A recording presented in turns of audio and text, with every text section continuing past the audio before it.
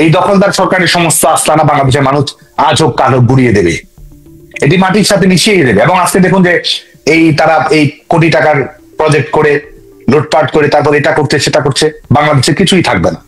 এই অপরাধ যজ্ঞের সঙ্গে যারা জড়িত, এই ক্যাঙ্গারু কোর্ট যারা গঠন করেছে, অবৈধভাবে যারা আইন সংশোধন করেছে, অনুমোদন করেছে, এবং এটা তো ক্রিমিনাল গ্যাং। এই ট্রাইব্যুনাল যেটি ক্রিমিনাল গ্যাং সম্পূর্ণভাবে, এটি জামায়াতের মজলিসে শুরা, কিংবা বলতে পারেন যে এটি বিএনপি জামায়াত এদের যে ইভিল অ্যাক্টিস, এদের ইভিল অ্যাক্টিস হচ্ছে যে আইসিটি এই অপরাধ ট্রাইব্যুনাল। তো যে কারণে আমি মনে করি যে এই সবাই আইনগত বিচারিক প্রক্রিয়ার আওতায় আসবে এবং তাদেরকে সেই পরিণতি করার জন্য আসলে তাদের কাউন্টডাউন আসলে শুরু হয়ে গেছে। আজকে বাংলাদেশ ছাত্রলীগের নেতাকর্মী, আমাদের তরুণ প্রজন্ম সবার প্রতি উদাত্ত আহ্বান থাকবে যে অবৈধ কর্তৃপক্ষ বাংলাদেশে থাকতে পারে না। আমরা আমাদের গণতন্ত্রকে যদি নিরাপদ করতে চাই, আমরা যদি বাংলাদেশের স্থিতিশীলতা নিশ্চিত করতে চাই, আমরা যদি বাংলাদেশের সকল প্রজন্মের মানুষের মর্যাদা নিশ্চিত করতে চাই, বাংলাদেশে একটা কম্পিটিটিভ ডেমোক্রেসি থাকবে, বাংলাদেশে একটা পিসফুল ট্রান্সফার অফ পাওয়ার থাকবে, বাংলাদেশে একটা ইতিবাচক রাজনৈতিক কম্পিটিশন থাকবে, বাংলাদেশের মানুষ ভোট দিয়ে তাদের কর্তৃপক্ষকে ইচ্ছে মতো নির্বাচন করবে। এই বাস্তবতা যদি আমরা তৈরি করি, তাহলে বর্তমান দখলদার সরকারকে বিদায় করা ছাড়া বাংলাদেশে কোনো বিকল্প নেই। যে প্রশ্নের জবাব হয়তো আমরা দিতে পারি না, সেই সংগঠনের জবাব তারা, সেই প্রশ্নগুলোর জবাব তারা এই সংগঠনের কাছ থেকে আদায় করে নেবে। যে স্বপ্নগুলো আমরা দেখি বাস্তবায়ন করতে পারি না, তারা সেটি বাস্তবায়ন করবে। তারা নতুন দিনের নতুন স্বপ্ন দেখবে, তারা কারাগারের শৃঙ্খল ভেঙে ফেলবে, তারা দখলদারের আস্তানা গুড়িয়ে দেবে, তারা তাদের এই মাতৃভূমির মুক্তিযুদ্ধের মর্যাদা তারা রক্ষা করবে, তারা আমাদের স্বাধীনতা নায়কদের নিজেদের জীবনের সবচেয়ে বড় চ্যাম্পিয়ন হিসেবে সম্মান দেবে, মর্যাদা দেবে। তারা একটা মুক্ত বিশ্বের স্বপ্ন দেখবে, তারা উগ্রবাদী সমাজ ব্যবস্থাকে ভেঙে চুরে তছনছ করে দিয়ে একটা আলোকিত বাংলাদেশ তৈরি করবে। কারণ আজকে বাংলাদেশে যে রাজনীতি বাংলাদেশে তারা দেখছে, এই রাষ্ট্রযন্ত্রকে ব্যবহার করে, ধর্মকে ব্যবহার করে আজকে বাংলাদেশে এক ধরনের মৌলবাদী রাজনীতি, ধর্মভিত্তিক রাজনীতি প্রতিষ্ঠার দিকে চেষ্টা করা হচ্ছে। তরুণ প্রজন্ম এটা মানবে না। রাষ্ট্র যতই ক্ষমতার দাপট দেখানোর চেষ্টা করুক না কেন, তরুণ প্রজন্ম তাদের মত না বলবেই বলবে। এই যে ক্যাঙ্গারু কোর্ট এবং তাদের যে প্রহসনমূলক বিচার, তো এখন আপনারা এটি বলছেন, অথচ আপনারা যখন আওয়ামী লীগ যখন 15 বছর 16 বছর ক্ষমতায় ছিল, এই আইসিটি ট্রাইব্যুনালের অধীনেই তো যুদ্ধাপরাধীদের বিচার হয়েছে। তো তখন তো সেটিকে আপনারা ঠিকই মনে করেছেন যেটা যৌক্তিক। এখন এই কোর্টকে কেন ক্যাঙ্গারু কোর্ট বলছেন আপনারা? প্রথম কথা হচ্ছে যে আমরা এই আওয়ামী, বিশেষ করে আপনি যদি না দেশরত্ন শেখ হাসিনা যেহেতু তাকে প্রধান অভিযুক্ত করে এই মামলার কালকে প্রদান করা হচ্ছে, সে জায়গায় যদি বলি তার ব্যক্তিগত দৃষ্টান্ত আপনি যদি লক্ষ্য করেন, জাতির পিতা বঙ্গবন্ধু শেখ মুজিবুর রহমান 75 সালের 15 আগস্ট হত্যাকাণ্ডের শিকার হয়েছে এবং সাংবিধানিক ভাবে তার বিচার করা যাবে না। একজন সন্তান, একজন পিতাহারা সন্তান তার বিচার করতে পারবে না, ন্যায় বিচার পাবে না, এটি বাংলাদেশে কিন্তু সাংবিধানিক ভাবে রক্ষা কবচ দেওয়া হয়েছে। তারপরও কিন্তু বঙ্গবন্ধুর খুনিদের বিচার প্রক্রিয়া কোনো বিশেষ আদালতে নয়, কোনো জরুরি আইনে নয়, স্বাভাবিক একটি প্রক্রিয়ায় সেটি সম্পন্ন করেছে। এবং 96 সালে 2001 পর্যন্ত আওয়ামী লীগ সরকার ক্ষমতায় ছিল, সে সময়ের মধ্যে বিচার প্রক্রিয়া সম্পন্ন করা যায়। পরবর্তীতে বিএনপি ক্ষমতায় এসে বিচার প্রক্রিয়া বন্ধ রেখেছে, বিচারপতিরা বিব্রত হয়েছে। স্বাভাবিক আইনি প্রক্রিয়া, বাংলাদেশের 8-10 জন সন্তান তার পরিবারের কাউকে হারালে, হত্যাকাণ্ডের শিকার হলে যেভাবে বিচার হতো, সেভাবেই কিন্তু বাংলাদেশের বিচার প্রক্রিয়া সম্পন্ন হয়েছে। এবং অভিযুক্ত অপরাধী তাদের সমস্ত আইনগত সুরক্ষা, তাদের সমস্ত আইনগত অধিকার, সমস্ত কিছুকে অক্ষুণ্ণ রেখে কিন্তু সেটি করা হয়েছে। এবং এটি প্রমাণ করে যে বিশেষ করে দেশরত্ন শেখ হাসিনার আইনের প্রতি যে দৃষ্টি, রুল অফ ল এর প্রতি তার যে এক ধরনের আস্থা রয়েছে, এবং যেটিকে তিনি তার রাজনৈতিক জীবনে গুরুত্ব দিয়েছেন, প্রশাসনিক ভাবে তিনি গুরুত্ব দিয়েছেন, সেটার প্রমাণ। ঠিক একইভাবে আপনি যদি দেখেন যে এই ক্যাঙ্গারু কোর্ট আমরা কেন বলছি, এই ক্যাঙ্গারু কোর্ট কেন বলছি আমরা, ক্যাঙ্গারু কোর্ট এটি যেভাবে গঠিত হয়েছে, এই গঠিত দেখুন যে আইসিটি ট্রাইব্যুনালে, প্রথম কথা আইসিটি ট্রাইব্যুনাল আপনি বিচার করছেন। আইসিটি ট্রাইব্যুনাল, এই ইন্টারন্যাশনাল ক্রাইমস ট্রাইব্যুনাল বাংলাদেশে গঠিত হয়েছে যুদ্ধাপরাধীদের বিচার করার জন্য, আন্তর্জাতিক অপরাধগুলো সম্পন্ন করার জন্য। তো কিন্তু সেই আইনকে 73 সালে, যেটির মাধ্যমে আমরা মুক্তিযুদ্ধের সময় সংঘটিত অপরাধমূলক কর্মকাণ্ড, হত্যা, ধর্ষণ এবং যেটির সঙ্গে দেশে যাদের কাছ থেকে আমরা স্বাধীন হয়েছি, স্বাধীনতা অর্জন করছি, তাদের সেনাবাহিনী এবং তাদের সঙ্গে যারা এই হত্যাযজ্ঞে লিপ্ত হয়েছে, গণহত্যায় লিপ্ত হয়েছে, তাদের যারা অক্সিলারি ফোর্স হিসেবে কাজ করছে, রাজনৈতিকভাবে এবং সরাসরি ফৌজদারি অপরাধমূলক কর্মকাণ্ডে যারা জড়িত ছিল তাদের বিচার প্রক্রিয়া করার জন্য এটি করা হয়েছে। তো সেটি একটি অধ্যায়ের মাধ্যমে তারা সংশোধন করেছে, যেটি কোনোভাবেই কোনো ধরনের আইনগত বৈধতা তাদের থাকে না, এবং এটিও করে হবে। আজকে দেখুন যে সংসদে কোনো আইন হলে, নির্বাচিত সাংসদের মাধ্যমে কোনো আইন হলে সেটি একটি ভিন্ন কথা ছিল, কিন্তু আপনি যদি যে কোনো দুর্ঘটনার হত্যাযজ্ঞের যদি আপনি বিচার প্রক্রিয়া করতে চান, আপনি সাধারণ আদালতে আপনি যেতে পারেন। তো সেদিক থেকে একই ট্রাইব্যুনালে এই বিচার প্রক্রিয়াটি যদি আপনি নিয়ে যেতে চান, তাহলে সুস্থভাবে এটি মনে করার যথেষ্ট কারণ আছে যে আপনি মূলত সেই বিচারের প্রতিশোধের জায়গা থেকে আপনি এটা করছেন। কারণ না হলে আপনার তো আইনগতভাবে এটাকে যদি আপনি গুরুত্বপূর্ণ মনে করেন, তাহলে আইনগতভাবে আশ্রয় নেওয়ার সুযোগও কিন্তু আপনার অবারিত আছে। কিন্তু আপনি যখন এই অবৈধভাবে আইন সংশোধন করছেন, একটা যে আইনের সঙ্গে এই বিচারিক আইনের কোনো প্রাসঙ্গিকতা নেই, সেটিকে যখন আপনি টেনে নিয়ে আসছেন, তো সুস্পষ্টভাবে একটা ক্যাঙ্গারু কোর্ট তো বটেই, সম্পূর্ণভাবে একটা এক ধরনের বেআইনি কর্তৃপক্ষ, বেআইনি বিধি ব্যবস্থার মাধ্যমে এটি সম্পন্ন করা হচ্ছে। দ্বিতীয় বিষয় হচ্ছে যে এখানে আইনজীবী নিয়োগ করা হয়েছে, এবং তারা কিন্তু সরকারের যে স্ক্রিপ্ট রয়েছে সেই স্ক্রিপ্টটি কিন্তু তারা প্রমাণ করে যাচ্ছে। সরকারের যে নির্ধারিত দৃষ্টিভঙ্গি বিষয়বস্তু রয়েছে সেটিকে কিন্তু তারা নির্ধারণ করবে গেছে। তৃতীয় বিষয় যদি আপনি দেখেন যে সরকার যারা এই দখলদারের কর্তৃপক্ষের এই অবৈধভাবে ক্ষমতা দখল, তারা কিন্তু রায় দিয়ে দিয়েছে। সরকার কিন্তু আগে রায় দিয়েছে, ফাঁসির রায়, এটা হবে সেটা হবে, তারা কিন্তু সেই রায় কিন্তু ঘোষণা করেছে, সরকারই কিন্তু এই রায় ঘোষণা করেছে।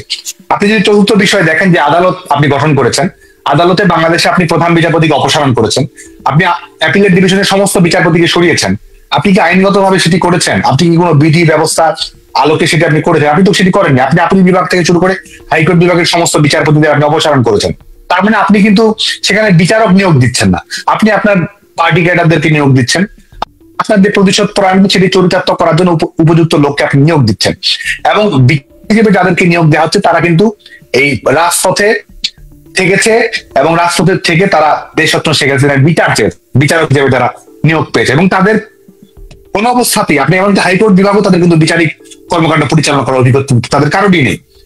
এই পঞ্চম বিষয়টি দেখেন যে রাজাকারের যিনি আইনজীবী ছিলেন, যিনি যুদ্ধাপরাধীদের পক্ষের আইনজীবী হিসেবে এই কর্মকাণ্ড পরিচালনা করেছেন, রাজাকারদের যিনি যারা মানবতা বিরোধী অপরাধ করেছে তাদেরকেই যখন আপনি আবার এখানে রাষ্ট্রপক্ষের আইনজীবী হিসেবে নিযুক্ত করেন, তো এটি তো এখানে যে কনফ্লিক্ট অফ ইন্টারেস্টের যে বাস্তবতাটি রয়েছে, তো এমন এটি এরকম হাজারো উদাহরণ রয়েছে যে সম্পূর্ণ একটি ক্যাঙ্গারু কোর্ট।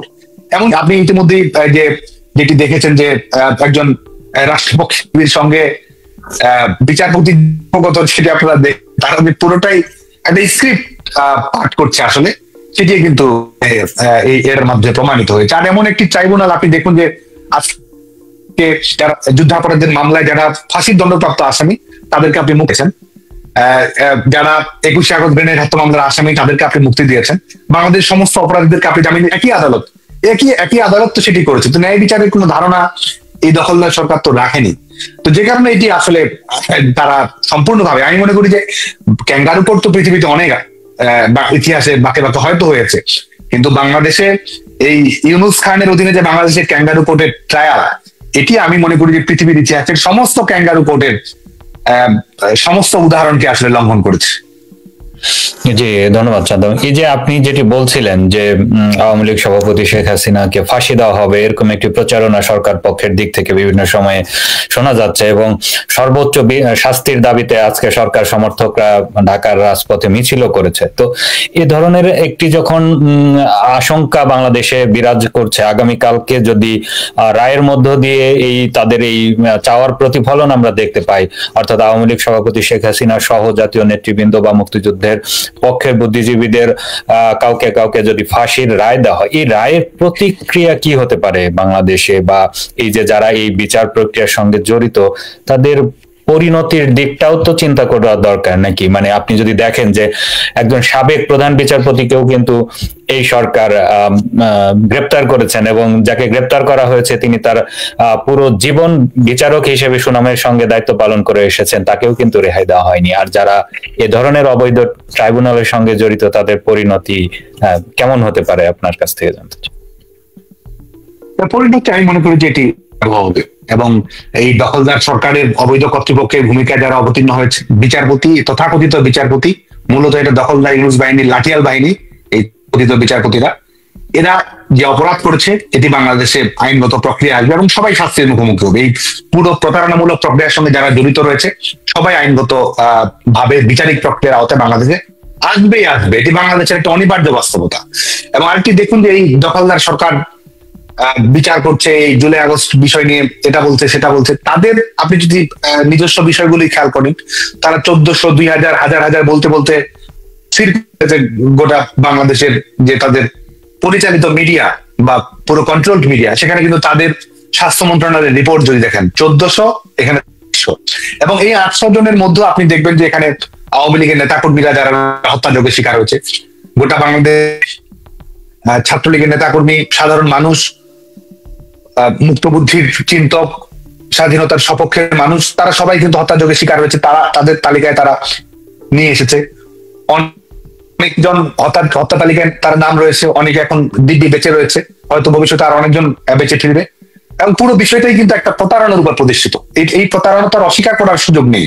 এবং আপনি যদি একটি বিচার প্রক্রিয়ার কথা ভাবেন, যে অবশ্যই যে কোনো হত্যাকাণ্ড মর্মস্পর্শী, যে কোনো মৃত্যুই মর্মস্পর্শী, এবং আপনি দেখুন যে আওয়ামী লীগ সেখানে রেসপন্স করেছে কিভাবে। শেখ হাসিনার সেখানে অবস্থানটি কি ছিল? শেখ হাসিনা নিরপেক্ষ বিচার বিভাগ করেছিল, সেটি তো সঠিক একটি অবস্থান, তো যারা অপরাধী তাদের বিচারিক প্রক্রিয়ার আওতায় নিয়ে আসবে। তো সেই সৎ সাহস ছিল বলেই তো এটি তিনি করতে সক্ষম হয়েছিলেন। এবং জাতিসংঘের রিপোর্ট সঙ্গে রিপোর্টে যদি আপনি পার্থক্য দেখেন, আমি এই সংখ্যাগুলোকে নিয়ে হাজারো প্রশ্ন আছে, আমি সেই প্রশ্ন তোলাটা যদি আমি উজ্জ্বল রাখি, আপনি যদি দেখেন সেখানে যদি আপনি যদি ন্যূনতম পাটিগণিত করেন, তাও কিন্তু আওয়ামী লীগের নেতাকর্মী হত্যাযোগের শিকার হয়েছে অনেক বেশি। আইন শৃঙ্খলা রক্ষাকারী বাহিনীর সদস্যরা বিচার প্রক্রিয়া, এই বিচার বিরুদ্ধে হত্যাকাণ্ডের শিকার হয়েছে অনেক বেশি। তো তাদের বিচারের বিষয়টি কোথায় যাবে? তাদের হত্যাকাণ্ডের সঙ্গে যারা সম্পৃক্ত আছে তারা কি আইনগত কোনো প্রক্রিয়া আওতায় আসবে না? তো কোথায় আপনার ন্যায় বিচারের ধারণা, কোথায় আপনার নিরপেক্ষতার ধারণা? তো পুরো বিষয়টি তো আজকে যারা খুনি তারা আজকে খুনের মামলা রায় দিচ্ছে, যারা এই হত্যাকাণ্ড গুলো ঘটিয়েছে তারা আজকে সার্টিফিকেট দিয়ে বেড়াচ্ছে তাদের এই এই এই প্রহসনের রায়ের মাধ্যমে। তো যে কারণে আজকে বাংলাদেশের মানুষ এটি গভীরভাবে অনুধাবন করে, বাংলাদেশের মানুষের বুঝতে বাকি নেই, এবং তারা সেটি জানে। এবং আমি মনে করি যে যারা এই প্রক্রিয়ার সঙ্গে যারা জড়িত রয়েছে, আজকে ওরা ভাবছে যে একটা রায় দিয়েই এটা করে ফেললো সেটা করে ফেললো, কিচ্ছু হবে না। বাংলাদেশের মানুষের কিচ্ছু যায় আসে না। বাংলাদেশের মানুষ এই দখলদার সরকারের, এই অবৈধ কর্তৃপক্ষের এই ক্যাঙ্গারু কোর্টের রায়, যে প্রহসনের রায়, এটি যে প্রতারণার রায়, এটি যে প্রতিহিংসার রায়, এটি বাংলাদেশের মানুষ গভীরভাবে জানে। যে কারণে অবৈধ কর্তৃপক্ষের রায়ের মাধ্যমে বঙ্গবন্ধু দেশ স্বপ্ন শেখ হাসিনার প্রতি যে তারা এক ধরনের এই $1 বিলিয়ন ক্যাম্পেইন চালাচ্ছে আন্তর্জাতিক মহলে, দেশীয় মহলে, আমি মনে করি যে বাংলাদেশের মানুষ বঙ্গবন্ধু দেশ স্বপ্ন শেখ হাসিনাকে আরো গভীরভাবে অনুভব করবে। শেখ হাসিনার প্রাসঙ্গিকতা বাংলাদেশের মানুষের কাছে আরো বাড়বে, শেখ হাসিনার জনপ্রিয়তা আরো বাড়বে, এবং শেখ হাসিনার নেতৃত্বে যে গণতান্ত্রিক সংগ্রাম চলছে এটি আরো বেগবান হবে। এবং জবাবটা কি? আপনি যদি বলছেন জবাব এক, বাংলাদেশে গণতন্ত্র হবে, বাংলাদেশে জনগণের ক্ষমতা জনগণের কাছে ফিরিয়ে দেওয়া হবে, এবং যারা এই অপরাধ যজ্ঞের সঙ্গে যারা জড়িত, এই ক্যাঙ্গারু কোর্ট যারা গঠন করেছে, অবৈধভাবে যারা আইন সংশোধন করেছে, অনুমোদন করেছে, এবং এটা তো ক্রিমিনাল গ্যাং, এই ট্রাইব্যুনাল যেটি ক্রিমিনাল গ্যাং সম্পূর্ণভাবে, এটি জামায়াতের মজলিসে সুরা, কিংবা বলতে পারেন যে এটি বিএনপি জামায়াত, এদের যে ইভিল অ্যাক্টিস, এদের ইভিল অ্যাক্টিস হচ্ছে যে আইসিটি এই অপরাধ ট্রাইব্যুনাল। তো যে কারণে আমি মনে করি যে এই সবাই আইনগত বিচারিক প্রক্রিয়ার আওতায় আসবে, এবং তাদেরকে সেই পরিণতি করার জন্য আসলে তাদের কাউন্টডাউন আসলে শুরু হয়ে গেছে। আমি মনে করি যে তাদের জন্য উচিত, তাদের ঘড়ির দিকে তাকানো উচিত, এবং অবশ্যই ন্যায় বিচার নিশ্চিত হবে। সাদ্দাম, এই যে আওয়ামী লীগের যে টানা কর্মসূচি চলছে, এর মধ্যে আজকেও শাটডাউন কর্মসূচি ছিল, আমরা দেখতে পেয়েছি যে বাংলাদেশের বেশ কিছু স্থানে গ্রামীণ ব্যাংকের কার্যালয়গুলোতে আগুন দেওয়া হচ্ছে বা বাসে আগুন দেওয়া হচ্ছে। তো এরকম জ্বালাও পোড়াও আমরা দেখেছিলাম 13 সালে, 14 সালে, 15 সালে বিএনপি জামাত যখন আন্দোলন কর্মসূচিতে ছিল তাদের সময়ে এই জ্বালাও পোড়াও আগুন সন্ত্রাস আমরা দেখেছিলাম। তো কেউ কেউ বলছেন যে আওয়ামী লীগ কি আবার বিএনপি জামাতের পথ ধরছে কিনা, বা এই যে গ্রামীণ ব্যাংক সহ অন্যান্য স্থাপনা ধ্বংসের বা হামলার যে শিকার হচ্ছে, এটিতে আপনাদের বিরুদ্ধে যে অভিযোগ উঠছে, জবাবে কি বলবেন? প্রথমত আমি মনে করি যে ঘটনাগুলো ঘটছে এটার জন্য আসলে প্রথমত এই দখলদার অবৈধ সরকার উপদেষ্টা ডক্টর ইউনূসকে গ্রেপ্তার করা উচিত, এবং তাকে যদি গ্রেপ্তার করা সম্ভব হয় তাহলে জুলাই আগস্ট শুরু করে আজ পর্যন্ত ঘটে যাওয়া সকল ঘটনার সত্যিকারের যে তদন্ত সেটি আরো সুনিশ্চিত হওয়া সম্ভব। এটি যে পুরোটাই তার কর্মপরিকল্পনার অংশ, জুলাই আগস্টে হত্যাকাণ্ডগুলো ঘটানো, আউটসোর্সিং করানো, টার্গেট কিলিং এর বিধি ব্যবস্থা ঘটানো, সেটিকে কোঅর্ডিনেট করা, এই তিনিও তো এক ধরনের এই সন্ত্রাসী কর্মকাণ্ডের সমন্বয়ক, এই হত্যাযজ্ঞের সমন্বয়ক। একই সমন্বয় তিনি আগে বাইরে থেকে করেছে এবং আজকে এই অবৈধভাবে সরকার দখল করে আজকে সরকারের ভেতরে থেকে তারা সেটি করছে। আজকে আগে সন্ত্রাসী কর্মকাণ্ডের মাধ্যমে রাষ্ট্র দখল করেছে, সন্ত্রাসী কর্মকাণ্ডের মাধ্যমে রাষ্ট্র ক্ষমতা আসলে দখল করে রাখতে চায়, এবং সে কারণেই তারা এই ঘটনাগুলো ঘটছে। মনে করি যে এগুলো সম্পূর্ণই ফলস ফ্ল্যাগ অপারেশন। তারা এগুলো ঘটাচ্ছে, এগুলো ঘটানোর মাধ্যমে আওয়ামী লীগের উপর চাপিয়ে দিচ্ছে, যেভাবে তারা জুলাই আগস্টে সরকারের উপর, আওয়ামী লীগ সরকারের উপর তারা দায়ভার চাপিয়ে দিয়েছিল। ঠিক একই ফর্মুলা সিনেমা আমরা জুলাই আগস্টেও দেখেছি, একই সিনেমা আমরা এই বর্তমান সময়েও দেখছি। নিজেরা এই অপরাধমূলক কর্মকাণ্ডগুলো করছে এবং তার দায়ভার অন্যদের উপর চাপিয়ে দিচ্ছে। এবং আপনি দেখুন যে আওয়ামী লীগের লাখো নেতা কর্মী কারাগারে, আওয়ামী লীগকে নিষিদ্ধ ঘোষণা করে রাখা হয়েছে, ছাত্রলীগকে এই বেআইনি সরকার নিষিদ্ধ ঘোষণা করে রেখেছে। সন্ত্রাসী আপনি এমনকি মিছিল করলে আপনি সন্ত্রাস বিরোধী আইনে অভিযুক্ত একজন মানুষ। গোটা বাংলাদেশে আওয়ামী লীগের প্রতি সংবেদনশীল থাকারও ন্যূনতম অর্থেও যে আছে, তাকেও এক ধরনের সেও এক ধরনের মৃত্যু হুমকির মধ্যে রয়েছে বাংলাদেশে। এই ভয়াবহ বাস্তবতা, এই ভয়াবহ বাস্তবতার মধ্যেও আওয়ামী লীগ যখন লকডাউন দিয়েছে, আপনি দেখুন ঢাকা শহরে শিক্ষা প্রতিষ্ঠান বলুন, অফিস আদালত বলুন, বেসরকারি প্রতিষ্ঠান বলুন, ঢাকার যে স্বাভাবিক চালচিত্র বলুন, আজকে দেখুন যে সাড়া দিয়েছে। মানুষকে এক ধরনের নৈতিক সমর্থন তারা দিয়েছে, যে কারণেই তো এই পরিস্থিতিটি তৈরি হয়েছে, যে কারণেই তো আমরা দেখতে পেয়েছি যে জনজীবন স্বতঃস্ফূর্ত ভাবে এই লকডাউন গুলো তারা গ্রহণ করছে। এবং আমাদের মনে হচ্ছে যে মানুষ সাহস পেয়েছে, মানুষ ভরসা পেয়েছে, মানুষ যে সংগ্রাম করে যাবে সেই স্পিডটা এই লকডাউন শাটডাউনের মাধ্যমে তারা পেয়েছে। এবং এই যত সময় যাবে এই কর্মসূচিগুলোর মধ্য দিয়ে সাধারণ মানুষ আরো সাহসী হয়ে উঠবে, আরো শক্তিশালী হয়ে উঠবে, এবং সেটির মাধ্যমে আসলে এই গণতান্ত্রিক সংগ্রামটা আলটিমেটলি সাকসেসফুল হবে বলে আমি মনে করি। এবং এবং এবং আরেকটি বিষয় সেটি হচ্ছে যে এই দখলদার সরকার গোটা বাংলাদেশি হত্যাযজ্ঞ চালিয়েছে, গোটা বাংলাদেশি ধ্বংসযজ্ঞ করেছে, সমস্ত বাড়িঘর লুটপাট, ধানমন্ডি 32 থেকে শুরু করে স্মারক, স্মৃতি, ভাস্কর্য, সমস্ত কিছু তারা করে দিয়েছে। যে কারণে আজকে বাংলাদেশের মানুষ, আমরা চাই বা না চাই, আমরা ভাবি কিংবা না ভাবি, এটা কেউ সিদ্ধান্ত থাকুক বা না থাকুক, এই দখলদার সরকারের সমস্ত আস্তানা বাংলাদেশের মানুষ আজ হোক কাল হোক গুড়িয়ে দেবে, এটি মাটির সাথে মিশিয়ে দেবে। এবং আজকে দেখুন যে তারা এই কোটি টাকার প্রজেক্ট করে লুটপাট করে তারপর এটা করছে সেটা করছে, বাংলাদেশে কিছুই থাকবে না। একটি সরকারি অফিস, এবং বলা যায় যে বাংলাদেশের সবচেয়ে মর্যাদা সম্পন্ন অফিস প্রধানমন্ত্রীর বাসভবন, এটি তো শুধুমাত্র, এটি তো শেখ হাসিনার ব্যক্তিগত বাসভবন নয়, এটি তো আওয়ামী লীগ সভাপতির বাসভবন, এটি বাংলাদেশের নির্বাচিত প্রধানমন্ত্রীর বাসভবন। সেটিকে আজকে তারা ধানমন্ডি 32 সম্পর্কে তারা স্বাধীনতা জাদুঘর থেকে তারা মাটির সঙ্গে মিশিয়ে দিচ্ছে আর বাংলাদেশের জাদুঘর বানাচ্ছে। মানুষ কতটা নির্লজ্জ হলে আজকে এই ধরনের কর্মকাণ্ড পরিচালনা করতে পারে? গোটা দেশে ভাস্কর্যগুলো ধ্বংস করেছে, স্বাধীনতার ভাস্কর্য, মুক্তবুদ্ধির বাংলাদেশের যে অঙ্গীকার রয়েছে, চেতনা রয়েছে, স্বপ্ন, বেদনা, অনুভূতি রয়েছে, সবকিছুকে ধূলিসাৎ করে দিচ্ছে। আর নির্লজ্জের মতো গণভবনে তারা জাদুঘর বানাচ্ছে। এই জাদুঘর বাংলাদেশে থাকবে? বাংলাদেশের কোনো মানুষ, কোন সচেতন মানুষ বিশ্বাস করে যে বাংলাদেশে কোনো জাদুঘর থাকবে? বাংলাদেশের কোন সচেতন মানুষ বিশ্বাস করে যে সরকারি স্পন্সরশিপে এটা করছে সেটা করছে কোন কিছু থাকবে? বাংলাদেশের মানুষ তার জবাব আদায় করেই নেবে, সাধারণ জবাব আদায় করে নেবে, কারণ সাধারণ মানুষের জীবন আজকে তারা বিষে তুলেছে। সাধারণ মানুষের জীবন জীবিকা, মানুষের বেঁচে থাকার রুটি রোজগার সমস্ত কিছুকে তো তছনছ করে দিয়েছে, নিরাপত্তাহীন করেছে। পরিবারের মেয়েদের সমস্ত জীবনকে তারা এক ধরনের অনিশ্চয়তার মধ্যে ফেলে দিয়েছে এবং দেশটাকেই এই মৌলবাদীদের কাছে একেবারে উৎসর্গ করে দিয়েছে। এবং যে কারণে বাংলাদেশের মানুষের ক্ষোভের আগুনে এই অবৈধ দখলদারের সমস্ত আস্তানা আজ হোক কালো যাবেই যাবে। ধন্যবাদ সাদ্দাম। এই যে আপনি যেটি বলছিলেন যে কর্মসূচি চলছে বা মানুষের ক্ষোভের আগুন, নিশ্চয় এটা নানান বহিঃপ্রকাশ ঘটবে, খুবই স্বাভাবিক। মানুষকে নিপীড়ন করে তো আসলে দমিয়ে রাখা যাবে না। আচ্ছা, আমরা এবার একটু ছাত্রলীগের প্রসঙ্গে আবার ফিরি। এই যে কর্মসূচি, এগুলো আমরা দেখছি যে মাঠের কর্মসূচি পালনের ক্ষেত্রে ছাত্রলীগ একটি বড় ভূমিকা পালন করছে। ছাত্রলীগের নেতাকর্মীরা রাজপথে সাহসী ভূমিকা রাখছে, সেটি আমরা দেখতে পাচ্ছি সোশ্যাল মিডিয়াতে। তো এই যে ছাত্রলীগের নেতাকর্মীরা এই সব কর্মসূচি পালন করতে গিয়ে এই যে ঝুঁকি নিয়ে তারা যেসব কর্মসূচি পালন করছে, অনেকে গ্রেপ্তার হচ্ছেন, জুলুমের শিকার হচ্ছেন, নির্যাতনের শিকার হচ্ছেন। তাদের আসলে আপনারা কেন্দ্রীয় নেতৃত্ব হিসেবে, নেতা হিসেবে কতটুকু খোঁজ খবর রাখছেন? এটা আমরা চেষ্টা করছি, কিন্তু আমাদের সীমাবদ্ধতা আছে। কিন্তু আমাদের সীমাবদ্ধতা থাকা সত্ত্বেও ছাত্রলীগের কর্মীরা কিন্তু তাদের সংগ্রামকে এগিয়ে নিয়েছে।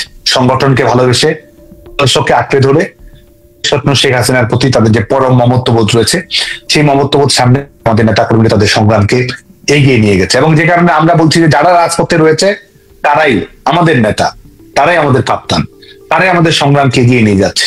আমরা গঠনিক কর্মপ্রক্রিয়া আমাদের নেতা কর্মীদের সঙ্গে সংযোগ রক্ষা করা, তাদের এই বিভিন্ন ভাবে সহযোগিতার বিষয়টি সাংগঠনিক ভাবে নিশ্চিত করার চেষ্টা করা, এভাবে আমাদের কর্মসূচিগুলো চলমান রয়েছে। কিন্তু তারপরও এখানে সমস্ত কৃতিত্ব আসলে বিশেষ করে বঙ্গবন্ধু তনয়ের দেশ স্বপ্ন শেখ হাসিনার, যিনি সমস্ত প্রতিকূলতা, সমস্ত ঝড় ঝঞ্ঝা মোকাবেলা করে বাংলাদেশের মানুষকে ঐক্যবদ্ধ করেছেন, সাধারণ তৃণমূলের নেতা করেছেন। 5ই আগস্টের পর থেকে সাধারণ তৃণমূলের নেতা কর্মীদের সঙ্গে সরাসরি সংযোগ স্থাপন করা, তাদেরকে উৎসাহিত করা, বাংলাদেশের মানুষকে উৎসাহিত করা, বাংলাদেশের মানুষের মনোবল অটুট রাখা, প্রত্যেকটি ক্ষেত্রেই তারা আসলে প্রেরণা পেয়েছেন বঙ্গবন্ধু কন্যার কাছ থেকে। এবং আজকেও কিন্তু সেটির উপর ভর করে দল ঘুরে দাঁড়াচ্ছে, দল মানুষ অভয় দিতে পারছে। এবং আমরা চেষ্টা করছি যে আমাদের কর্মকাণ্ডগুলো আরো বেশি বিস্তৃত করা যায় কিনা, কারণ আমরা একটি লড়াইয়ে রয়েছি, যেই লড়াইটি আসলে একটা অবৈধ কর্তৃপক্ষের বিরুদ্ধে।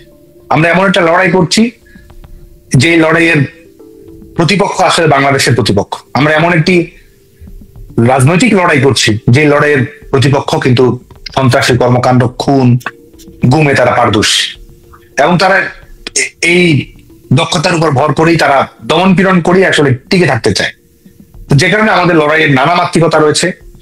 কারাগারে আমাদের নেতাকর্মীরা হাসতে হাসতে যাচ্ছে, জীবন বিসর্জন করছে জয় বাংলা লিখতে গিয়ে, সার্টিফিকেট হারাচ্ছে, কিন্তু বাংলাদেশের বার্থ সার্টিফিকেটের মর্যাদা রক্ষা করার জন্য আবার তারা সংগ্রাম করছে, ঘুরে দাঁড়াচ্ছে।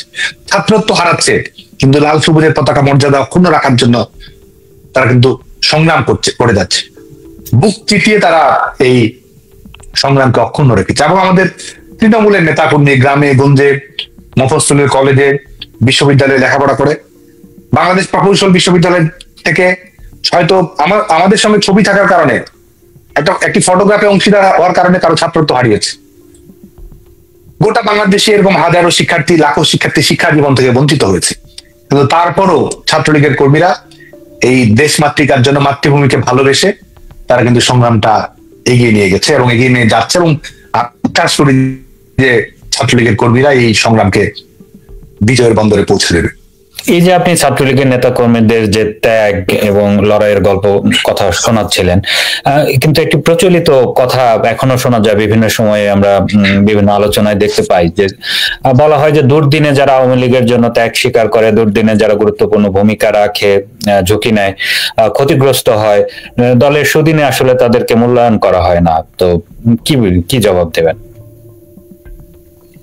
নেতা কর্মীদের মূল্যায়ন করার ক্ষেত্রে তো আমাদের অবশ্যই ভুল ত্রুটি হয়েছে, সেই সাংগঠনিক বিচ্যুতি আছে, এবং এই যে দায়বদ্ধতা, সাংগঠনিক দায়বদ্ধতা এবং একই সঙ্গে ব্যক্তিগত দায়বদ্ধতা, দুটো জায়গা থেকে আমাদের ত্রুটি রয়েছে।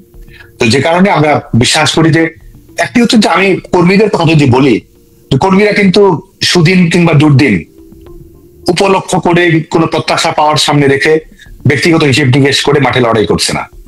সবাই একটা আদর্শিক তাগিদে, সবাই একটা ভালোবাসা, একটা গণতান্ত্রিক সমাজ চায়, একটা একটা উদার ধর্মনিরপেক্ষ মানবিক সমাজ ব্যবস্থা বাংলাদেশে প্রতিষ্ঠা করতে চায়, বাংলাদেশের মানুষের জীবনে ইতিবাচক পরিবর্তনে প্রভাব রাখতে চায়। সেই তাগিদ থেকেই তো কর্মীরা রাজনীতি করে। কর্মীরা আসলে এসবের হিসেব নিকেশ করে না। কিন্তু আমাদের সাংগঠনিক ভাবে যদি আমরা দেখি, তাহলে আমাদের বরং ভুল ত্রুটি হয়েছে মূল্যায়নে, পুনর্মূল্যায়নে, সাংগঠনিক বিন্যাসে, এসব জায়গায় ত্রুটি বিচ্যুতি হয়েছে। এবং আমি বিশ্বাস করি যে এই ত্রুটি বিচ্যুতি থেকে সংগঠন শিক্ষা গ্রহণ করবে। আমরা যারা সংগঠনের নেতৃত্বে আছি, আমরা শিক্ষা গ্রহণ করব, এবং যারা লড়াই করছে, সংগ্রাম করছে, রাজপথে থাকছে, কারাগারে যাচ্ছে, নেতৃত্ব দিচ্ছে, আমি মনে করি যে তারা নেতৃত্বে আসবে, তারা নেতৃত্বে আছে এবং তারা নেতৃত্বে থাকবে। আমাদের সংগঠন শুধু নয়, আমাদের দেশকে তারা নেতৃত্ব দেবে। এবং এটি একটি, আমি মনে করি যে এটি একটি অনিবার্য বাস্তবতা যেটি ভবিষ্যতে হচ্ছে, এবং সংগঠন এটি গভীরভাবে ধারণ করে। নেতাকর্মীরা এটা অনুভব করে। এক ধরনের আত্মসমালোচনা, উপলব্ধি সংগঠনের সকল স্তরে কম বেশি রয়েছে। এবং আমি বিশ্বাস করি যে বিশেষ করে ভরসার জায়গাটা হচ্ছে বঙ্গবন্ধু নেয়া দেশরত্ন শেখ হাসিনা। এবং সেই কারণেই আমি বিশ্বাস করি যে কর্মীদের সেই ভরসার জায়গাটা সংগঠনের প্রতি রয়েছে, এবং ভবিষ্যতে এটিকে কিভাবে আরো সুন্দরভাবে সম্পন্ন করা যায় এবং রাজপথ থেকে কিভাবে নেতৃত্ব নির্বাচনের প্রক্রিয়াটা সুনিশ্চিত করা যায়, কর্মীদেরকে সঠিক মূল্যায়নটা যেন করা যায়, সেই ব্যাপারে আমি মনে করি যে বিস্তৃত একটি পরিকল্পনা সংগঠনের অবশ্যই রয়েছে। সাদ্দাম যেটি বলছিলেন যে এই কর্মীদেরকে মূল্যায়ন, তো আমরা দেখছি যে আপনি কেন্দ্রীয় ছাত্রলীগের পক্ষ থেকে ইতিমধ্যে দু একটি কমিটি আপনারা ঘোষণা করেছেন। তো সারা দেশে অনেকগুলো জেলা, মহানগর, বিশ্ববিদ্যালয় কমিটি অসম্পূর্ণ বা কমিটি নেই, বা দীর্ঘদিন ধরে একই কমিটি যারা রয়েছে, যারা এখন হয়তো সেভাবে ভূমিকা রাখতে পারছে না। তো এই যে কমিটিগুলো গঠনের ক্ষেত্রে আসলে আপনারা কি ভাবছেন? না, আমরা বাংলাদেশ ছাত্রলীগের সকল স্তরে আমরা সাংগঠনিক কর্মকাণ্ড স্বাভাবিক রাখার জন্য আমরা চেষ্টা করছি। কমিটি গঠন প্রক্রিয়াকে আমরা উৎসাহিত করছি। যেসব জায়গায় নেতৃত্ব কমিটির মেয়াদটি অতিরিক্ত হয়ে গেছে, কিংবা যেখানে নতুন নেতৃত্ব নিশ্চিত করা প্রয়োজন সংগঠনের সকল স্তরে, সেটি করার জন্য আমরা উৎসাহিত করছি। এবং সেই পুনর্গঠন প্রক্রিয়া যেন অক্ষুণ্ণ থাকে, সেই লক্ষ্যে আমরা কিন্তু সেই সিদ্ধান্ত কিন্তু দেয়া আছে, এবং প্রত্যেকটি সাংগঠনিক ইউনিট সেটির আলোকে সিদ্ধান্ত গ্রহণ করার চেষ্টা করছে। এবং আমাদের এখানে ফোকাসটি হচ্ছে যে আমাদের কর্ম প্রক্রিয়া স্বাভাবিক থাকবে। আমরা এই দখলদার সরকারের বেআইনি নিষেধাজ্ঞাকে আমরা পরোয়া করি না, সেটার কোনো রাজনৈতিক মূল্য আমাদের কাছে নেই, এবং যে কারণে আমাদের স্বাভাবিক সাংগঠনিক কর্মপ্রক্রিয়া অব্যাহত থাকবে। এটি একটি দিক। হচ্ছে যে আমাদের আন্দোলন সংগ্রামকে বেগবান করার জন্য যেভাবে আমাদের সংগঠনকে ঢেলে সাজানো কিংবা অব্যাহত রাখা প্রয়োজন, সেটি আমরা করার চেষ্টা করছি। আরেকটি বিবেচনা বোধ হচ্ছে যে আমাদের সাংগঠনিক ঐক্যটি ধরে রাখা, এটি আমাদের একটি দৃষ্টিভঙ্গির জায়গা থাকে। আরেকটি হচ্ছে যে আমাদের কোঅপ করে নেয় যারা কাজ করছে, সংগ্রাম করছে। এই আমরা তো একটা পরিবর্তিত বাস্তবতার মধ্যে আছি, এই ব্যতিক্রমী বাস্তবতার সঙ্গে অ্যাডজাস্ট করে নিতে পারি, আন্দোলন সংগ্রামকে যেন আমরা বেগবান করতে পারি, কর্মপ্রক্রিয়া শিক্ষার্থীদের সঙ্গে সুততা, কৌশলগত ভাবে লেভারেজ পাওয়া, সেই চেষ্টাটাও কিন্তু আমাদের রয়েছে। সেই জায়গা থেকে আমাদের একটা নানাত্রিক ভাবে আমরা আমাদের মূল লক্ষ্য এবং আমাদের সাংগঠনিক সক্রিয়তা এটির সঙ্গে সমন্বয় সাধন করে আমরা আমাদের আসলে কর্মকাণ্ড পরিচালনা করার চেষ্টা করছি। এবং এটি আমার বলতে দ্বিধা নেই যে এই বাস্তবতার মধ্যেও আমাদের নেতাকর্মীরা অনেক সৃজনশীল ভাবে কর্মকাণ্ড পরিচালনা করছে। সাংগঠনিক ভাবে কমিটি গঠন প্রক্রিয়ার ক্ষেত্রে তারা সুবিবেচনার পরিচয় দিচ্ছে, কৌশল বাস্তবায়ন করার ক্ষেত্রে তারা দৃঢ়তার পরিচয় দিচ্ছে, স্থিতধীর পরিচয় দিচ্ছে, কর্মসূচি বাস্তবায়ন করার ক্ষেত্রে তারা নৈপুণ্যের পরিচয় দিচ্ছে, এবং যে এই অ্যাডাপ্টিবিলিটি, এই পরিস্থিতির সঙ্গে মানিয়ে নেওয়ার চেষ্টা এবং এক ধরনের রাজনৈতিক ভাবে ক্রমান্বয়ে আরো প্রশিক্ষিত করা, এই যে দুর্দিন তারা মোকাবেলা করছে, প্রতিকূলতা মোকাবেলা করছে, এটির মাধ্যমে তাদের যে রাজনৈতিক ট্রেনিং আরো শক্তিশালী হচ্ছে, তারা আরো ভালো সিদ্ধান্ত নিতে পারছে, তারা আরো বেটার ডিসিশন মেকার হতে পারছে, তারা আমাদের যে আন্দোলন সংগ্রামকে বেগবান করার ক্ষেত্রে বাস্তব অভিজ্ঞতা এবং কর্ম নৈপুণ্য প্রদর্শন করতে পারছে, এবং গণতান্ত্রিক মূল্যবোধ আরো বেশি উজ্জীবিত হচ্ছে। একজনের জবাবদিহিতামূলক সংস্কৃতি সংগঠনের অভ্যন্তরে শক্তিশালী হয়েছে। আমি মনে করি যে এই 15-16 অভিজ্ঞতা বাংলাদেশ ছাত্রলীগের কর্মীদের যেটি হয়েছে, সংগঠন এখান থেকে ঋদ্ধ হবে। এবং শুধুমাত্র আমাদের সংগঠন নয়, ভবিষ্যতে বাংলাদেশ ছাত্রলীগ অনেক আলোকিত তারুণ্য তৈরি করবে। বাংলাদেশ ছাত্রলীগ ভবিষ্যতে আমাদের দেশকে, আমাদের সংগঠনকে নেতৃত্ব দেওয়ার জন্য রাজনৈতিক, সামাজিক, সাংস্কৃতিক, একাডেমিক অসাধারণ দক্ষতা সম্পন্ন নেতৃত্ব তৈরি করবে, যারা আমাদের আন্দোলন সংগ্রামকে পরবর্তী ধাপে নিয়ে যেতে সক্ষম হবে এবং বাংলাদেশের সমস্ত তরুণদেরকে একত্রিত করা। আরেকটি হচ্ছে যে আমাদের ভুল ত্রুটি শিক্ষা গ্রহণ করা, যেটির মাধ্যমে আমরা নিজেদের আয়নায় নিজেকে বিবেচনা করতে পারি। সেই তাগিদটাও যেহেতু বৃদ্ধি পেয়েছে এবং মুদ্রার এপিড ওপিড, দুই পিঠই যেহেতু ছাত্রলীগের নেতাকর্মীরা দেখেছে, ছাত্রলীগের ভবিষ্যতে আর অনেক, বাংলাদেশের সকল স্তরের ছাত্রলীগের নেতাকর্মীরা ভবিষ্যতে আরো বলিষ্ঠ, আরো ডাইনামিক, আরো ইনক্লুসিভ, আরো ভিশনারি নেতৃত্ব বাংলাদেশকে তারা উপহার দিবে। আচ্ছা সাদ্দাম, আমরা অনুষ্ঠানের প্রায় একদমই শেষ পর্যায়ে চলে এসেছি। যাবার আগে শেষ প্রশ্ন আপনার কাছে, সেটি হলো যে এই যে মনে করা হয়ে থাকে যে জেনজি যেই জেনারেশন তাদের সঙ্গে আওয়ামী লীগের একটি বড় দূরত্ব, তো এই দূরত্ব কমানোর জন্য তো খুব স্বাভাবিক ছাত্রলীগই মূল ভূমিকা রাখতে পারে। তো সেক্ষেত্রে আসলে এই জেনজিকে আপনাদের সঙ্গে সম্পৃক্ত করার বা কোনো চেষ্টা, গুরুত্ব আপনারা দিচ্ছেন কিনা একটি, আর যাবার আগে যদি আপনার দলের সংগঠনের ছাত্রলীগের নেতা কর্মীদের উদ্দেশ্যে কোনো বার্তা থাকে। জেনজি যারা রয়েছে, আমরা প্রথমেই একটা কথা স্পষ্ট করে বলি, এই সংগঠনটা তো আমাদের মালিকানার কোনো সংগঠন নয়, এটি একটি গণসংগঠন, একটা পাবলিক অর্গানাইজেশন। এই সংগঠনটির মালিকানা শিক্ষার্থীদের, এই সংগঠনটির মালিকানা তরুণদের। আমরা চাই তরুণরা এই সংগঠন করুক, আমরা চাই জেনজিরা এই সংগঠনের নেতৃত্বে আসুক, আমরা চাই যে আমাদের এই নতুন জেনারেশনের প্রশ্নগুলো রয়েছে, সেই প্রশ্নের জবাব তারা সংগঠনের মধ্যে খুঁজে নিক। তারা যেভাবে নিজেদের মতো করে সংগঠন চায়, তাদের স্বপ্নের মতো করে তাদের সংগঠনকে ঢেলে সাজা। কারণ বাংলাদেশ ছাত্রলীগ একটা অপরিমেয় সম্ভাবনার সংগঠন, এই সম্ভাবনাকে বিকশিত করতে পারে, এই সম্ভাবনাকে পরবর্তী নিয়ে যেতে পারে, এই সম্ভাবনাকে, এই সংগঠন তো বাংলাদেশের মানুষের জন্য, তরুণ প্রজন্মের জন্য, ভবিষ্যতের নেতৃত্ব প্রতিষ্ঠা করার জন্য, দেশকে এগিয়ে নিয়ে যাওয়ার জন্য, তরুণ প্রজন্মের মানসম্মত শিক্ষা, মানসম্মত কর্মসংস্থানের নিশ্চয়তা তৈরি করা, মানসম্মত গ্রাজুয়েট তৈরি করা, সেই লক্ষ্যেই তো এই সংগঠনটি করা হয়। রাজনৈতিক, সাংস্কৃতিক ভাবে ছেলেমেয়েদের দক্ষ নাগরিক হিসেবে গড়ে তোলা তো আমাদের কাজ। যে কারণে আমি মনে করি যে জেনারেশন জেড, জেনারেশন আলফা তারা আমাদের এই সংগঠনে আসবে এবং এই সংগঠনকে নিষিদ্ধ করার পরেও এই সংগঠনের নেতাকর্মীর যে দুর্বার আগ্রহ, প্রবল অনুরাগ, এটির কারণে সংগঠনের প্রতি আমাদের জেনারেশনের আগ্রহ তৈরি হয়েছে। কারণ তারা লড়তে চায়, তারা আসলে এই প্রথাগত যে রাজনীতি, যে ক্ষমতা রাজনীতি, বিত্ত বিভবের রাজনীতি আজকে তারা দেখাচ্ছে, এটির প্রতি তারা প্রচন্ড ক্ষুব্ধ। তারা একটা বিকল্প প্ল্যাটফর্ম চায়, বাংলাদেশ ছাত্রলীগ তাদের কাছে সেই বিকল্প। তারা ক্ষমতার রাজনীতি এই 16 মাসে বাংলাদেশের দেখেছে, তারা আজকে নতুন করে তাদের তরুণ প্রজন্মের নিজস্ব রাজনীতির ভাষা তারা তৈরি করতে চায় এবং বাংলাদেশ ছাত্রলীগ এই জায়গা থেকে তাদের জন্য একটা অপরচুনিটি, তাদের জন্য একটা বেটার অপশন। আমাদের ছাত্রলীগ তাদের সামনে সেই সুযোগটুকু আসলে তৈরি করে দেওয়ার জন্য প্রস্তুত রয়েছে। কারণ এটা আসলে পারস্পরিক একটি বিষয়, আমাদের এই নতুন জেনারেশন অনেক কিছু দেবে এবং বাংলাদেশ ছাত্রলীগ এমন একটি সংগঠন, যে সংগঠনটি তাদের সেই স্বপ্নগুলো পূরণ করার মতো সেই ক্যাপাসিটি, সেই অ্যাডাপ্টেবিলিটি, সেই ক্রিয়েটিভিটি, সেই ঐতিহ্য সবকিছুই রয়েছে এই সংগঠনটির। এই সংগঠনটিকে তারা ইচ্ছে মতো গড়বে, ইচ্ছে মতো সাজাবে। যে প্রশ্নের জবাব হয়তো আমরা দিতে পারি না, সেই সংগঠনের জবাব তারা, সেই প্রশ্নগুলোর জবাব তারা এই সংগঠনের কাছ থেকে আদায় করে নেবে। যে স্বপ্নগুলো আমরা দেখি, বাস্তবায়ন করতে পারি না, তারা সেটি বাস্তবায়ন করবে। তারা নতুন দিনের নতুন স্বপ্ন দেখবে, তারা কারাগারের শৃঙ্খল ভেঙে ফেলবে, তারা দখলদারের আস্তানা গুড়িয়ে দেবে, তারা তাদের এই মাতৃভূমির মুক্তিযুদ্ধের মর্যাদা তারা রক্ষা করবে, তারা আমাদের স্বাধীনতা নায়কদের নিজেদের জীবনের সবচেয়ে বড় চ্যাম্পিয়ন হিসেবে সম্মান দেবে, মর্যাদা দেবে।